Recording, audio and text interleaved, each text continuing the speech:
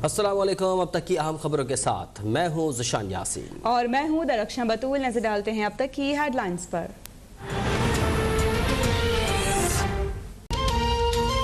Army public school के दर्दनाक सानहे के वक्त सिर्फ KPK में हमारी हुकूमत थी। हम मुआवजा देने के अलावा और क्या कर सकते थे? बच्चों के वालिदैन को अल्लाह सब्र देगा। सुप्रीम कोर्ट में सानहे APS असखुद नोटिस केस की समाअत में अदालत के हुक्म पर वज़ीर आज़म सुप्रीम कोर्ट में पेश। कहा कि कानून की हुक्मरानी पर यकीन रखता हूँ। मुल्क में कोई भी कानून से बालातर नहीं। पता लगाएं कि दहशतगर्दी के खिलाफ जंग में 80,000 अफराद किस वजह से मारे गए। ये भी पता लगाएं कि 480 ड्रोन हमलों का जिम्मेदार कौन है।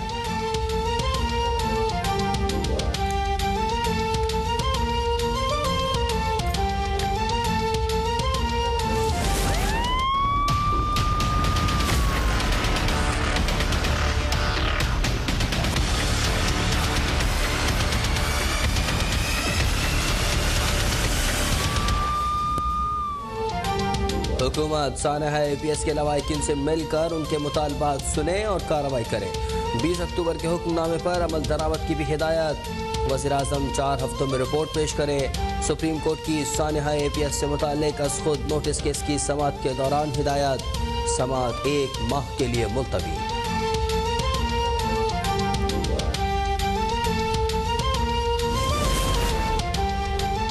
वफाकी हुकूमत शोहदा के वालिदैन का मौक़िफ़ भी सुने। रियासत ने बच्चों के वालिदैन को इंसाफ दिलाने के लिए क्या किया? चीफ जस्टिस गुलजार अहमद का वज़ीर आज़म इमरान खान से इस्तफ़सार। जस्टिस कासी अमीन ने कहा कि अब आप इक़्तिदार में हैं, मुजरिमान को कटहरे में लाने के लिए क्या किया? मीडिया रिपोर्ट्स के मुताबिक आप तो उन लोगों से मुज़ाकरात कर रहे हैं।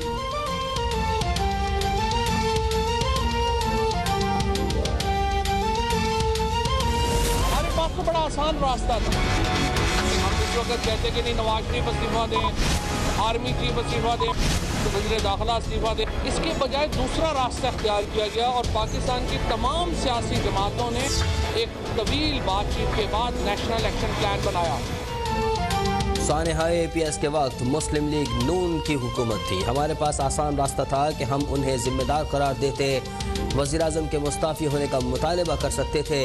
वज़ीर इत्तलात फवाद चौधरी की मीडिया से गुफ्तगू। कहा, सानहे के बाद तमाम सियासी जमातें नेशनल एक्शन प्लान पर यकजा हुई। आज भी उसी को लेकर चल रहे हैं।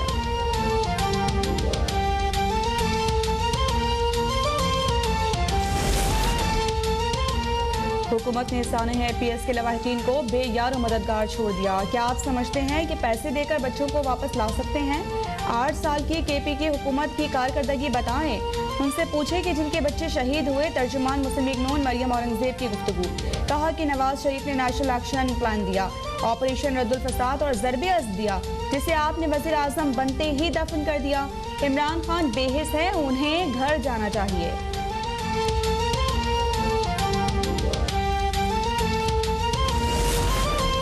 1970 के बाद तमाम इंतखाबात मुतनाज़ा रहे। 50 साल में हम शफाफ इलेक्शन न करवा सके। 2013 के इंतखाबात के बाद 4 हल्के खुलवाने के लिए तवील तरीन धरना दिया।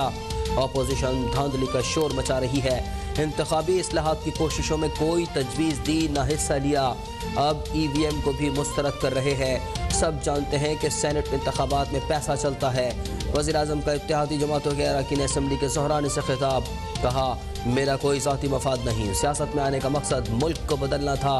चाहते हैं कि अगला इलेक्शन ठीक हो, धांधली का रोना रान रोया जाए।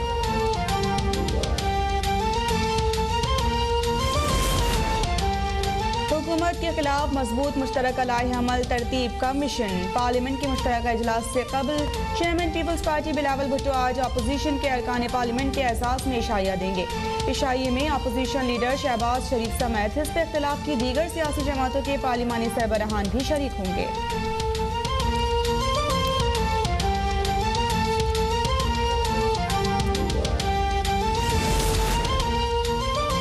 मुस्लिम लीग नून की नायब सदर मरियम नवाज का वज़ीर आज़म इमरान खान पर तंज। कहा, शोहदा के लवाहिकीन सब्र करें, मैं क्या करूं? रोटी महंगी तो कम खाओ, मैं क्या करूं?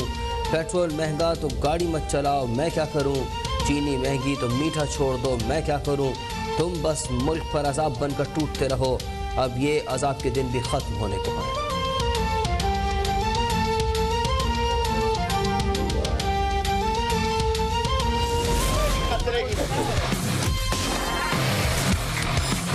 कोई खतरे की बात नहीं है। अल्लाह के फजलो करम से इमरान खान 5 साल पूरे करेगा।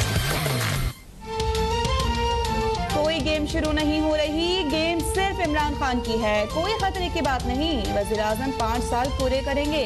वज़ीर दाखिला शेख रशीद की गुफ्तगू, कहा कि सारे मसलों का जिम्मा वज़ारत दाखिला पर नहीं, अदालत का फैसला सर आंखों पर है। अदालती फैसलों का जवाब अटॉर्नी जनरल ही दे सकते हैं।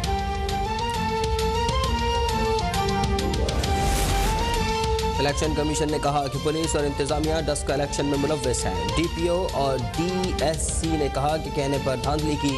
बरतानिया में अगर ऐसी रिपोर्ट आती तो वज़ीर आज़म फौरी इस्तीफ़ा दे देता। रहनुमा मुस्लिम लीग नून एहसन इकबाल की मीडिया से गुफ्तगू, कहा धांधली का वायरस ख़त्म करना है तो इलेक्ट्रॉनिक मशीन की ज़रूरत नहीं। कल हुकूमत को 2 बार कौमी असम्बली में शिकस्त हुई। वज़ीर आज़म इखलाकी जवाज़ खो बैठे हैं, एतमाद का वोट लें।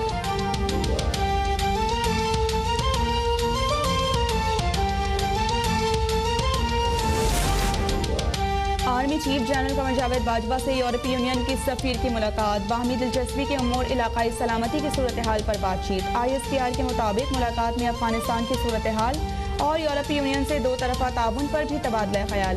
जनरल कमर जावेद बाजवा का कहना था कि पाकिस्तान यूरोपीय यूनियन के साथ अपने ताल्लुकात की कदर करता है। बाहमी मफादात की बुनियाद पर 2 तरफ़ा फ़ायदे के कसीरुल-जहलती ताल्लुकात को फ़रोग़ देने के ख्वाह हैं। यूरोपीय यूनियन की सफ़ीर ने अफगान सूरत हाल, इलाकाई इस्तेहकाम की कोशिशों में पाकिस्तान के किरदार को सराहा।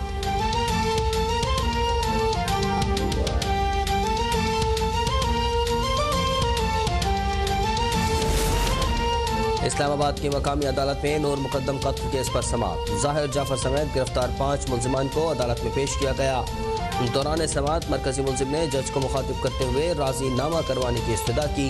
अदालती हुक्म पर मरकजी मुलजिम समेत गिरफ्तार मुलजिमान को कमरा अदालत से बाहर भेज दिया गया।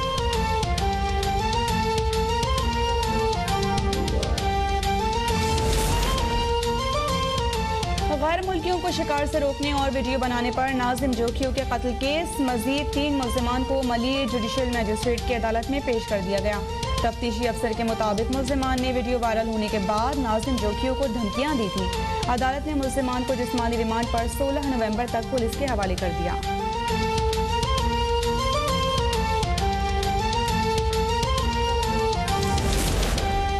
मुल्क भर में कोरोना से मजीद 8 अफराद इंतकाल कर गए। 24 घंटों में 554 नए मरीजों का इजाफा। मुल्क में कोरोना से अमवात 28,566 हो गई। गुज़िश्ता रोज़ 46,128 टेस्ट किए गए। मुस्बत केसेस की शरह 1.2% रही।